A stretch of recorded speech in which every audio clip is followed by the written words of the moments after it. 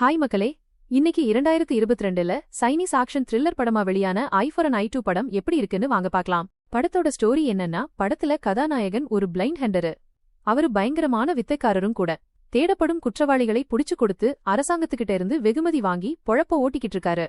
இன்னொரு பக்கம் ஒரு 10 வயசு மதிக்கத்தக்க அனாதையான சின்ன பொண்ணு தன்னுடைய பசியையும் தம்பியோட பசியையும் போக்கிக்க ஒரு வீட்டுக்குள்ள போக, அங்க வில்லன் அந்த ஒட்டுமொத்த குடும்பத்தையும் ஈவு இரக்கமில்லாம கொல்றத அந்த சின்ன பொண்ணு ஒளிஞ்சு நின்னு பாத்துறா.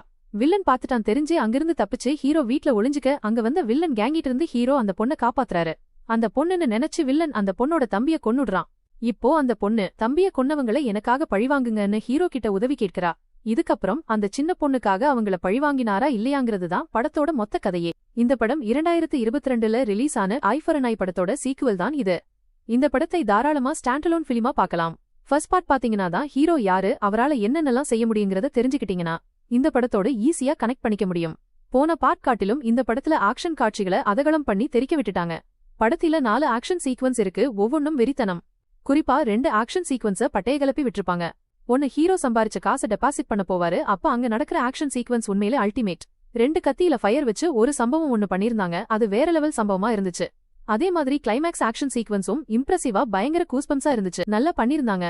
அதுல எனக்கு ஒரே ஒரு வருத்தம் தாங்க, அந்த ஆக்ஷன் சீக்வன்ஸ சீக்கிரம் முடிச்சிட்டாங்க, இன்னும் கொஞ்சம் எக்ஸ்டெண்ட் பண்ணிருக்கலாம்னு தோணுச்சு. போன பார்ட்ல மிஸ் ஆன ஒன்ன இந்த படத்துல சூப்பரா கொண்டு வந்திருந்தாங்க, அதுதான் எமோஷனல் விஷயங்கள் சூப்பரா கனெக்ட் ஆனுச்சு இந்த படத்துல. ஹீரோவுக்கும் அந்த பொண்ணுக்கும் இடையில உள்ள பாண்டிங் செமையா காட்டியிருந்தாங்க. மியூசிக் ரொம்ப நல்லா இருந்தது. கிளைமேக்ஸ்ல ஒரு மியூசிக் போட்டிருந்தாங்க, அந்த மியூசிக் அந்த சீனுக்கு செமையா கனெக்ட் ஆச்சுங்க. கூஸ்பம்ஸும் ஆச்சு, எமோஷனலும் ஆச்சு. ரொம்ப சூப்பரா இருந்தது. படத்துல பிரச்சனை என்னன்னா, அதே கடை அதே வாடகைங்கிற மாதிரிதான். போன பார்ட்ல பார்த்த அதே விஷயங்கள் இந்த படத்துலயும் வருது. படம் அங்கங்க ஸ்லோவா தான் நகருது. வில்லன் கேரக்டர் இன்னும் நல்லா வலுவா எழுதி ஸ்கிரீன் பிரசன்ஸ கூட்டிருக்கலாம்னு எனக்கு தோணுச்சு. மொத்தத்துல படம் எப்படி இருக்குதுன்னா, ஆக்ஷன் ஃபேன்ஸா இருந்தீங்கன்னா கண்டிப்பா ஒன் டைம் ட்ரை பண்ணுங்க. இந்த ரிவ்யூ பிடிச்சிருந்தா லைக் பண்ணுங்க.